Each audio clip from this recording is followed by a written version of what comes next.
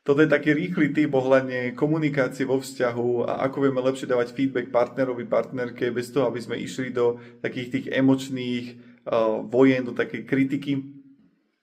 Najprv dve veci, že veľmi dôležité si uvedomiť, že to, ako idem komunikovať, že či vlastne idem tému vzťahu pomôcť, ktorý mám, alebo ho idem viac ničiť. A druhá vec, že spýtať sa toho partnera, partnerky, že či mu to teraz môžete povedať, že proste nevyblafnú to na ňo. Takže prvá vec, veľmi dôležitá, je definovať presne tú situáciu, na základe ktorej ma proste niečo ťaží. Čiže to neznamená, to je, keby kamera to nahrávala. Nie nejaký príbeh, čo ja mám o tom, ale že OK, že vieš, včera si prišiel 19:45 a povedal si, že prídeš o 7. To je faktické, že to tak napríklad bolo. Nehovorím, že furt chodíš neskoro z roboty a vôbec sa nám nevenuješ, ale poviem fakticky. Druhá vec je to, že aký ja mám príbeh za tým. To znamená, že čo ja si myslím, to je ako keby, že tam odhalujem trochu seba, že dobre, vieš, ja mám potom taký, ako keby, že tebe záleží viac na práci a robíš to len kvôli tomu, aby si nemusel byť s nami a bol radšej s kolegami. To je napríklad, že čo ja si myslím. Potom je tretia vec, že ako sa ja v tom cítim.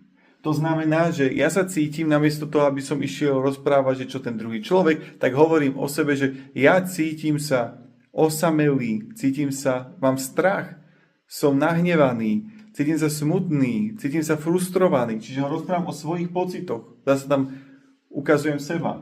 A tá štvrtá časť je to, že dobre, tak bol by som rád, aby že do budúcna, že keby sa to zmenilo takto. A potom rovnako bol by som rád, keby si sa aj deťom ospravedlnila za to, že si meškala. A tu už je to úplne iný typ forma komunikácie. Čiže keď vidím, že keď si včera prišiel o 45 minút neskôr z roboty a ani si nám nezavolal a hovoril si, že prídeš na 7, tak ja som si myslel, že sa ti niečo stalo, že si mal haváriu alebo mala haváriu a ja som sa cítil vystrašený. Cítil som sa vystrašený, že na všetko budem sám a cítil som sa aj nahnevaný. A že bol by som rád, aby do budúcna sme si dávali vedieť, keď budeme meškať, že napríklad budeš musieť byť dlhšie v práci kvôli niečomu a že by si sa ospravedlnil deťom a rovnako aj mne, že si prišiel neskoro alebo že si prišla neskoro. Je to úplne iný typ forma komunikácie. Ako toho, že by sme začali najprv hneď kritizovať. A nakoniec je veľmi dôležité, že ja nezodpovedám za to, ako to príjme ten človek, ako bude reagovať za jeho vyspelosť. Ja zodpovedám za seba, či ja sa snažím, či ja to budujem v láske a či proste komunikujem najlepšie, ako viem.